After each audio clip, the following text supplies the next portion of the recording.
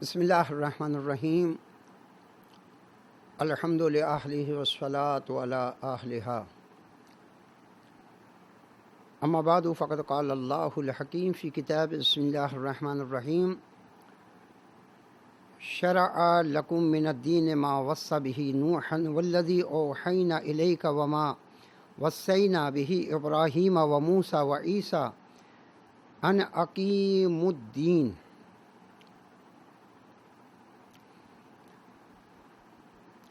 سورہ مبارکہ شورى کی آیت نمبر 13، اس میں پروردگار عالم تمام انسانوں کے لیے اور تمام بشر کے لیے یہ بیان فرما رہا ہے کہ پروردگار عالم نے تمہارے لیے بھی جس طریقے سے پہلے صاحب شریعت پیغمبر یعنی حضرت نوح علیہ السلام کے کو وصیت کی تھی اور ان کے لیے احکامات جاری فرمائے تھے، اے پیغمبر صلی اللہ علیہ وآلہ وسلم، ہم نے جو کچھ آپ کو وحی کی ہے وہی ہم نے حضرت ابراہیم، وہی حضرت موسیٰ، وہی حضرت عیسیٰ جو کہ صاحبان اولو العزم پیغمبر تھے، انہیں بھی اسی چیز کی جو ہے وہ وحی کی تھی۔ عزیزان گرامی قدر، ہمارا موضوع گفتگو احکام ہے اور ہم اسی پیرائے میں گفتگو کریں گے۔ آج گویا تمہیداً اس کی جو ہے وہ گفتگو ہے۔ دین جو کہ 3 چیزوں کا تقریباً مجموعہ ہے، اس میں عقائد ہیں، اس میں اخلاق ہیں، اخلاقیات ہیں، اور اس میں احکام وغیرہ ہیں۔ پروردگار عالم کی طرف سے بشریت کی ہدایت کے لیے،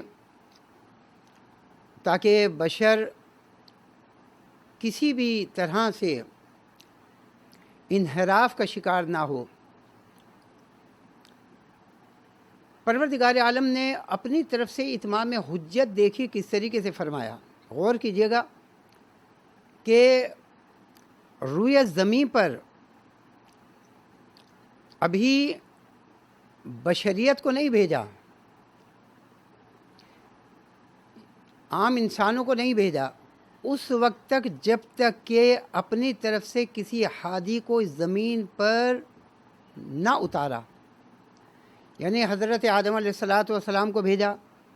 اس کے بعد پھر بشریت پھلی پھولی۔ کیوں؟ اس لیے کہ اگر بشریت کو بھیج دیا جاتا اور ہادی ہدایت کرنے والے کو بعد میں بھیجا جاتا تو لازم سی بات ہے بشریت کسی بھی مرحلے میں، کسی بھی ٹائم، کسی بھی وقت میں، چاہے وہ 1 منٹ، چاہے وہ چند سیکنڈ ہی کیوں نہ ہو سکتا ہے خدا نخواستہ گمراہی کا اگر شکار ہو جاتی، یا وہ احکامات کے جو پروردگار عالم کی طرف سے جاری ہوئے ان پر عمل نہ کرتی، تو بشر قیامت کے دن کہہ سکتا تھا کہ پروردگارہ 1 گھنٹے بعد تیری طرف سے ہادی آیا، آدھے گھنٹے بعد ہادی آیا تھا، اس آدھے گھنٹے ہمیں معلوم نہیں تھا کہ کس طریقے سے جو ہے وہ ہم عبادت انجام دیں، کس طریقے سے تیرے احکام پر عمل کریں۔ لہذا پروردگار عالم نے روئے زمین پر سب سے پہلے اتمام حجت کے لیے اپنا ہادی بھیجا، ہدایت کرنے والا بھیجا کہ جو بشریت کو ہدایت کرے۔ آپ اس بات سے اندازہ لگائیں کہ بشریت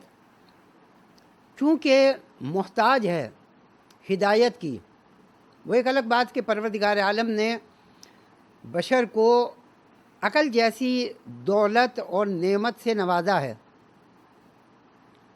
لیکن یہ عقل ہماری حجت باطنی ہے، یہ عقل بھی کہیں نہ کہیں جو ہے وہ ٹھوکر کھا جاتی ہے۔ لہذا پروردگار عالم کی طرف سے 1,24,000 انبیاء اور معصومین علیہ الصلاۃ والسلام کا سلسلہ شروع ہوا۔ کیوں؟ اس لیے کہ وہاں پر کسی بھی قسم کی غلطی یا ٹھوکر کھانے کا امکان نہیں ہے۔ وہ خدا کی طرف سے پڑھے ہوئے ہیں، وہاں کی طرف سے علم لے کر آئے، وہاں کی طرف سے وہ تمام احکامات جو ہے وہ لے کر آئے، وہاں کسی بھی قسم کا کوئی غلطی کا امکان نہیں۔ لہذا اسلام میں احکام کی بہت زیادہ اہمیت ہے، اور قرآن مجید میں تقریباً جہاں پر یعنی گویا قرآن مجید کو جو یعنی چند حصوں میں تقسیم کیا ہے، جہاں پر قصائص ہیں یعنی انبیاء علیہ الصلاۃ والسلام کے قصے ہیں، جہاں مثالیں ہیں، جہاں پر کچھ اخلاقیات کی بات ہوئی ہے، جہاں پر کچھ اعتقادات کی بات ہوئی ہے، وہیں پر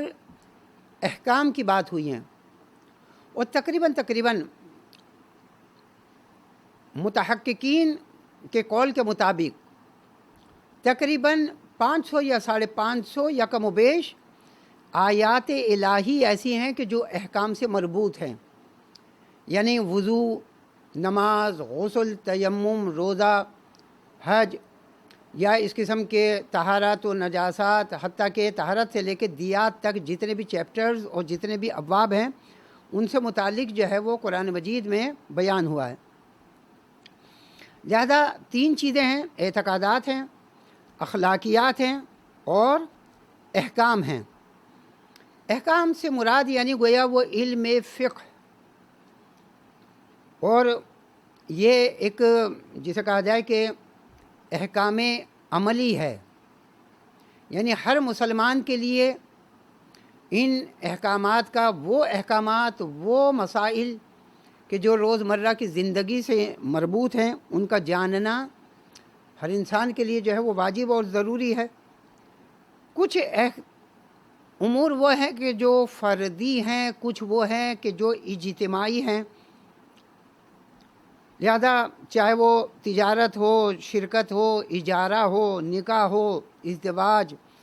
طلاق ہو، وکالت ہو، وغیرہ وغیرہ، یہ وہ تمام چیزیں ہیں کہ جو اس احکام کو لیے ہوئے ہیں۔ لہذا پروردگار عالم کی طرف سے بشریت کے لیے جو منشور آیا، پروردگار عالم کی طرف سے وہ احکام کی صورت میں آیا، اور 1,24,000 انبیاء اپنے اپنے ادوار میں، اپنے اپنے دور میں وہ ان احکامات کو پہنچاتے رہے۔ اولو العزم انبیاء علیہ الصلاۃ والسلام آئے، صاحبان شریعت آئے، اور انہوں نے اپنے اپنے دور کے لحاظ سے ان احکامات کو پہنچایا۔ ہمارے زمانے میں جو کہ یہ غیبت کا زمانہ ہے، غیبت کبریٰ، دیکھیے جب ائمہ علیہ الصلاۃ والسلام کا دور تھا اس وقت تو کوئی مشکل نہیں تھی، اور جو قرب ائمہ علیہ الصلاۃ والسلام کا دور تھا وہاں جو اصحاب یا جو چاہنے والے زندگی بسر کر رہے تھے ان کے لیے مسئلہ نہیں تھا۔ پہلی بات یہ ہے کہ وہ بہت حد تک عربی سے واقف تھے، کلام معصومین علیہ الصلاۃ والسلام سے عربی تقریباً جاننے کی وجہ سے کسی حد تک انس تھا۔ دوسرے یہ کہ امام کا زمانہ تھا اور امام سے کی خدمت میں جاتے تھے اور کوئی نہ کوئی اپنا مسئلہ یا کوئی نہ کوئی چیز جو ہے وہ معلوم کر لیتے تھے۔ یا یہ کہ پھر اس کے بعد نواب اربعہ کا دور آیا، اور نواب اربعہ نے امام زمانہ اجل اللہ تعالی فرجہ الشریف کے توسط سے ان احکام کو پہنچانا شروع کیا۔ غیبت کبریٰ جب آیا، یعنی جب نواب اربعہ، چاروں نائبین خاص کہ جو پروردگار عالم نے امام زمانہ اجل اللہ تعالی فرجہ الشریف کو عطا کیے، وہ 4 نائب خاص امام کی طرف سے تھے، اور لوگوں کے درمیان میں وسیلہ اور واسطہ تھے کہ امام کے جو احکامات جو فرامین تھے وہ لوگوں تک پہنچاتے تھے، لیکن جب نواب اربع کی مدت ختم ہوئی تو پھر غیبت کبریٰ کا دور شروع ہو گیا. یعنی کہہ لیجئے کہ غیبت صغریٰ کا دور تقریباً کم و بیش 70 سال، ویسے تو ظاہراً تقریباً 69 ایئرز جو ہے وہ بنتے ہیں، ایک کم 70 سال، کم و بیش کہہ لیجئے 70 سال کا یہ عرصہ غیبت صغریٰ کا تھا. اور اس کے بعد غیبت کبریٰ کا دور شروع ہوا. اب اس بات سے اندازہ لگائیں کہ جب غیبت صغریٰ میں نواب اربعہ کی ضرورت محسوس ہوئی اور وہ خاص نائبین تھے، تو غیبت کبریٰ کہ جس کا عرصہ بہت طولانی، یہ کیسے ہو سکتا ہے کہ اس میں نائبین نہ ہوں؟ یقیناً اس میں بھی نائبین ہیں، اور وہ نائبین پھر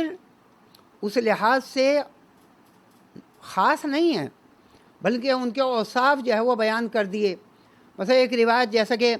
یہ روایت بہت مشہور ہے، وَمِنَ الْفُقَهَاءِ صَائِنًا لِنَفْسِهِ حَافِظًا لِدِينِهِ مُطِيعًا لِأَمْرِ مَوْلَاهِ مُخَالِفًا عَلَى الْهَوَىٰ فَلِلْعَوَامِ أَن يُقَلِّدُوهُ. اگر فقیہ میں سے، فقہا میں سے ایسے فقہا ہوں کہ جو ہماری ان تعلیمات کے مطابق وَمِنَ الْفُقَهَاءِ صَائِنًا لِنَفْسِهِ اپنے نفس کی حفاظت کرنے والے ہوں، حافظاً لدین دین کے محافظ ہوں، مخالفاً علی الہوا اپنے ہوا و حوث کا شکار نہ ہوں، مطیعاً لامر مولا اور پروردگار عالم کے احکام کی تعمیل کرنے والے ہوں، فللعوام عوام کے لیے، ضروری عوام یعنی ہمارے چاہنے والوں کے لیے، ہمارے شیعوں کے لیے، ان یقلدو ہو کہ وہ ایسے فقہا کی تقلید کریں. اب بات آ جاتی ہے یہاں پر کہ احکام دین کا منبع کیا ہے؟ یہ احکام دین جو ہے وہ کہاں سے حاصل ہوتے ہیں؟ احکام دین کا منبع خود پیغمبر صلی اللہ علیہ وسلم کے اس حدیث سے مشہور کی روشنی میں کہ انی تارکن فیکم ثقلین کتاب اللہ و عطرتی اہل بیتی ما ان تمسکتم بہما لن تضلوا بعدی ابدا، کہ میرے بعد تم کبھی گمراہ نہیں ہوں گے. دو چیزیں تمہارے درمیان چھوڑ کے جا رہا ہوں، کتاب الہی یعنی قرآن اور اہل بیت. اصل منبع گویا یہی دو چیزیں ہیں کہ ایک فقیہ قرآن اور اہل بیت علیہ الصلوۃ والسلام کی طرف رجوع کرتا ہے اور اس کی روشنی میں یعنی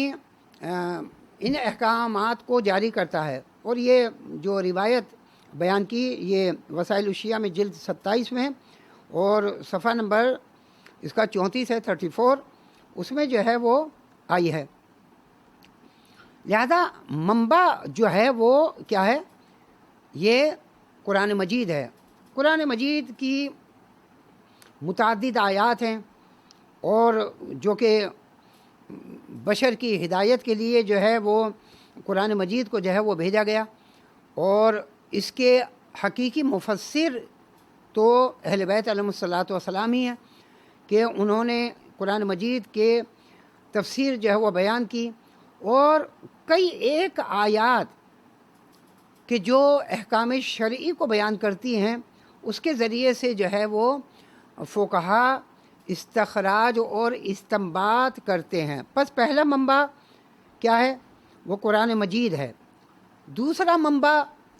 اس سلسلے میں وہ روایات ہیں، روایات معصومین علیہ الصلوۃ والسلام ہیں کہ جو پیغمبر صلی اللہ علیہ وسلم اور ائمہ علیہ الصلوۃ والسلام کے ذریعے سے ہمیں جو ہے وہ ہماری کتب میں جو ہے وہ کتب اربع میں موجود ہیں. لہذا اس کے علاوہ بھی دو اور منبع ہیں کہ جن کی طرف جو ہے وہ رجوع کیا جاتا ہے. ایک اجماع ہے اور چوتھا عقل ہے، کہ اجماع کے ذریعے سے اور عقل کے ذریعے سے احکام کو معلوم کیا جاتا ہے، احکام کو حاصل کیا جاتا ہے. اجماع سے مراد یہی ہے کہ یعنی اتفاق نظر فقہاء کہ مثلاً معصومین علیہ الصلاۃ والسلام کے زمانے میں یا معصومین علیہ الصلاۃ والسلام کے بعد، بشرط کہ معصوم کا قول ان میں شامل ہو، ہمارے نزدیک ایسا اجماع حجت ہے کہ اگر تمام فقہا کسی ایک مسئلے میں رائے پیدا کر لیں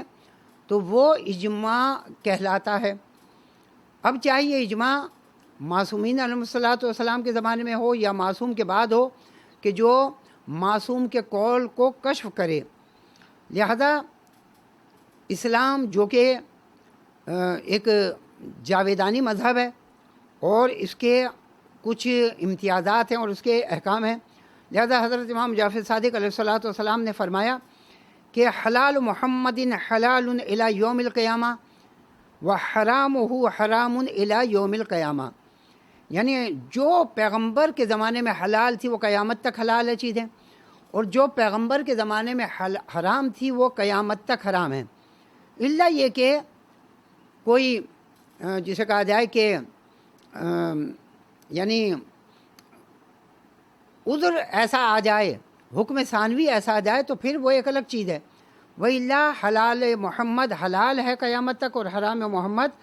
قیامت تک جو ہے وہ حرام ہے۔ لہذا احکام کی اسلام میں بہت جو ہے وہ اہمیت ہے، اور اسی اہمیت کے پیش نظر یعنی تمام ائمہ علیہ الصلاۃ والسلام کی وہ روایات، اور خصوصاً وہ روایات کہ جو فقہا مجتہدین کی توضیح المسائل کے بالکل ہی اوپر یہ حدیث جو ہے وہ موجود ہے کہ تفقہوا فی الدین، کہ دین میں تفقہ اور سمجھ پیدا کرو، وَإِلَّا أَنْتُمْ أَعْرَابٌ، اور اگر دین میں سمجھ پیدا نہیں کرو گے تو تم گویا اعراب، یعنی گویا زمانہ جاہلیت سے تم متصل ہو گئے، گویا جاہل ہو گئے۔ لہذا ضروری ہے کہ انسان